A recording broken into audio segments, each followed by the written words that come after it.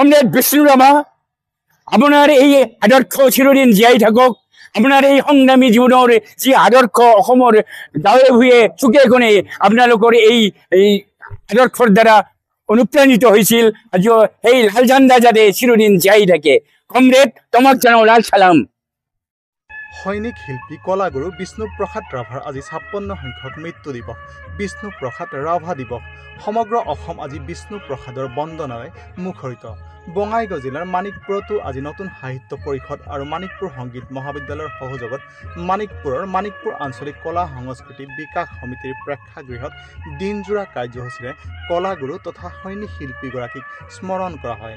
পুৱাৰ ভাগত নতুন সাহিত্য পৰিষদৰ পতাকা উত্তোলনেৰে আজিৰ বিষ্ণু ৰাভা দিৱসৰ কাৰ্যসূচীৰ আৰম্ভণি কৰে নতুন সাহিত্য পৰিষদৰ মানিকপুৰ শাখাৰ সভাপতি আনন্দ ৰায়ে। আজিৰ সমাজত বিষ্ণুপ্ৰসাদ ৰাভাৰ প্ৰাসংগিকতা সম্পৰ্কত বক্তব্য ৰাখে অৱসৰী শিক্ষক তথা মানিকপুৰ আঞ্চলিক কলা সংস্কৃতি বিকাশ সমিতিৰ সভাপতি তৰেণ চন্দ্ৰ ৰায়ে। ৰায়ে বিষ্ণুপ্ৰসাদ ৰাভাৰ জীৱনৰ বিভিন্ন কথা বিভিন্ন ঘটনা আলোকপাতেৰে বৰ্তমান সময়ত বিষ্ণুপ্ৰসাদ ৰাভাৰ প্ৰাসংগিকতা সম্পৰ্কে এক তত্ত্বগধুৰ বক্তব্য দাঙি ধৰে। তাৰ পিছতে বিষ্ণুপ্ৰসাদ ৰাভাৰ গীত মাতৰ অনুষ্ঠান আৰম্ভ হয়।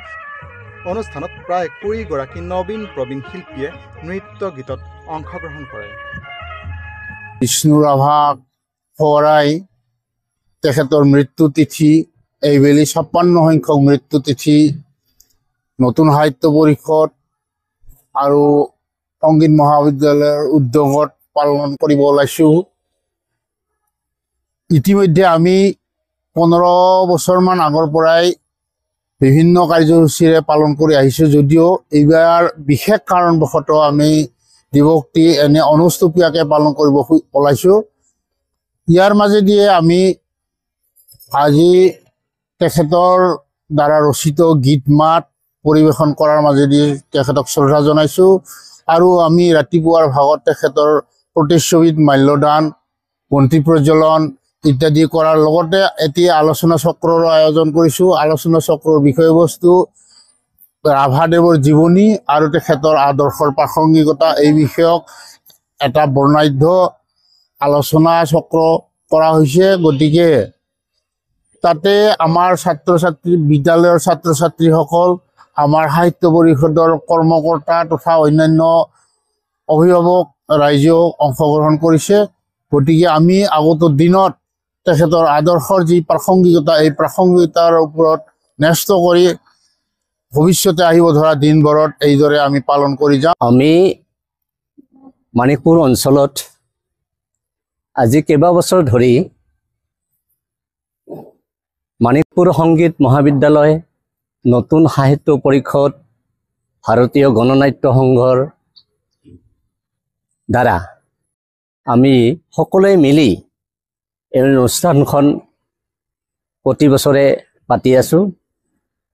মোৰ উদ্দেশ্য হ'ল যে এই অঞ্চলৰ উঠি অহা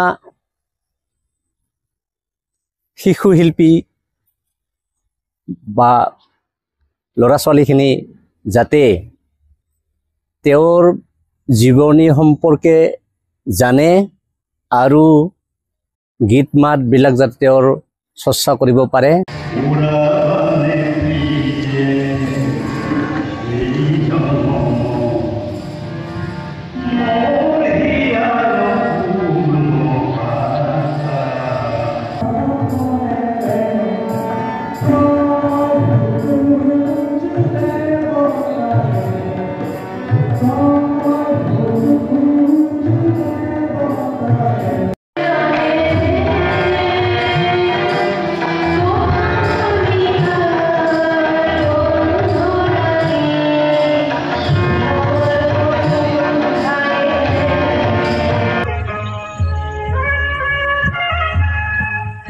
মানিকপুৰৰ পৰা উদয়ন নাথৰ ৰিপৰ্ট, নিউজ টাইম 3।